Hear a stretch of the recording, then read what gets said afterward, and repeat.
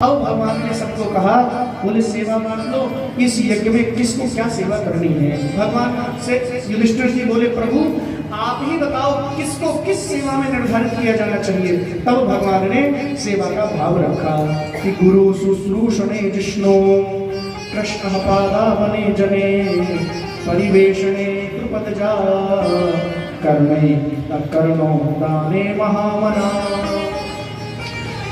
गुरुजनों की सेवा का भाव भगवान ने अर्जुन को सौंपा, क्योंकि अर्जुन गुरु भक्त है, गुरु की महिमा अर्जुन जानते हैं, द्रोणाचार्य के लिए सबसे प्रिय शिष्य अर्जुन है, इसलिए गुरुजनों की सेवा का भाव भगवान ने अर्जुन को सौंपा। और कृष्ण पादा बने जने, भगवान श्री कृष्ण ने सब संतों के चरणों की सेवा का भाव अपने पास रखा। परिवेश में द्रुपद जाएगा माने भोजन परोसने की सेवा भगवान ने यज्ञ में द्रुपद माने द्रौपदी को सौंपी। कर्णो दाने महामना, दान देने की दक्षिणा देने की सेवा भगवान ने कर्ण को सौंपी, क्योंकि कर्ण बहुत बड़े दानी थे और जो जितना अधिक दान देता है वही उतना अधिक प्राप्त भी करता है बदले में। इसलिए प्यारे भाई बंधु, ये कथा, ये सत्संग, ये सब कुछ आप सबके सेवा भाव रूपी दान रूपी भाव से चलता है। इसलिए बढ़ चढ़कर अपनी सेवा समर्पित किया करो। दान दिए धन ना घटे कह गए दास कबीर, और सत्य तप दया दान धर्म के चार ही चरण है। सत्य तप दया दान, दान ही तो कलिकाल में मुख्य प्रधान है। भगवान ने बड़े आनंद भाव के साथ यज्ञ संपूर्ण कराया और फिर भगवान ने महाभारत का विशाल युद्ध कराया। कौरवों के पास सांकेतूत बन के गए, लेकिन बात नहीं बनी तो युद्ध अवश्यम भावी हो गया। कुरुक्षेत्र के मैदान में 7 अक्षौहिणी सेना पांडवों की, 11 अक्षौहिणी सेना कौरवों की विराजित हो गई।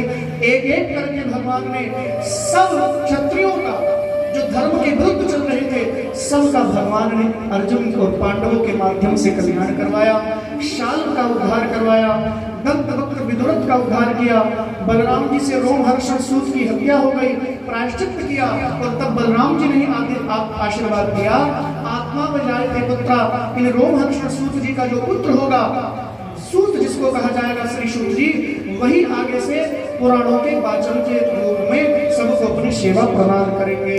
आत्मा वही पुत्र उत्पन्ना इति वेदांत शासनम, इनका जो पुत्र होगा वही आज के बाद समस्त शास्त्रों की, पुराणों की कथा भक्तों को श्रवण कराएगा। बोलिए कृष्ण कन्हैया लाल की। अब यहाँ पर भगवान श्री कृष्ण श्री सुखदेव स्वामी एक बड़ी सुंदर बात बोलते हैं, बहुत सुंदर बात। क्या बोलते हैं कि सामाध्यया तस्य गुणान् गृणीते करो च तत्कर्म करो मनश्च स्मरेत् प्रसंगं स्थिरजंगमेषु शृणोति तत्पुण्य कथा सकर्णः। बड़ी प्यारी बात कही। वही वाणी धन्य है जिस वाणी से भगवान का नाम निकले, वही आंखें धन्य है जो आंखें भगवान का दर्शन करे, वही कान धन्य है जो कान भगवान की कथा सुने, वही हाथ धन्य है जो भगवान की सेवा करे, वही पग धन्य है जो भगवान का दर्शन करने के लिए आगे जाए, और वही मानव जीवन धन्य है जो भगवान की प्राप्ति कर जाए। बिना भगवान की प्राप्ति के मानव शरीर की कोई योग्यता नहीं। भगवान ने मानव का शरीर ही इसलिए दिया कि हमें उस परमात्मा की अनुभूति हो जाए। जब ये बात भगवान श्री सुखदेव जी ने थोड़ा प्रेम भाव के साथ बोली, तो श्री भगवान पूछते हैं सुखदेव जी से, परीक्षित ने प्रश्न किया, गुरु जी क्या कोई ऐसा भक्त हुआ है जिसने भगवान को तन मन धन रोम रोम से, वाणी से, क्रियाओं से, शरीर से, हर प्रकार से भगवान को समर्पण हो गया हो। जब ये बात हुई कृष्ण के भाव से श्री सुखदेव स्वामी को श्री सुदामा जी की याद आ गई।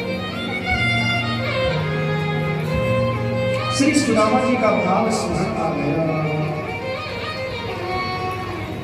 और सुखदेव जी एक बात तो थोड़ा सा फोन हो रहे और बोलते हैं, राजा परीक्षित ने मुझसे ऐसा सुंदर प्रश्न किया। इस प्रश्न को सुनकर सुखदेव जी बहुत प्रसन्न हो गए, बोले वाह परीक्षित वाह, तुमने बड़ा सुंदर प्रश्न किया है, तुमने ऐसे भक्त की भावना को प्रदर्शित करने का भाव अपने हृदय में जगाया और मुझसे प्रश्न किया। प्रसन्न हो गए सुखदेव जी राजा परीक्षित के प्रश्न को सुनकर और बोले, राजन तुम कहते हो कि मन से रोम रोम से, विपन्नता में भी, किसी हर प्रकार के अभाव में भी, जिसने भगवान को कभी विस्मृत नहीं किया, भगवान को कभी भुलाया नहीं, ऐसा यदि कोई भक्त है तो भगवान के मित्र श्री सुदामा जी महाराज हैं।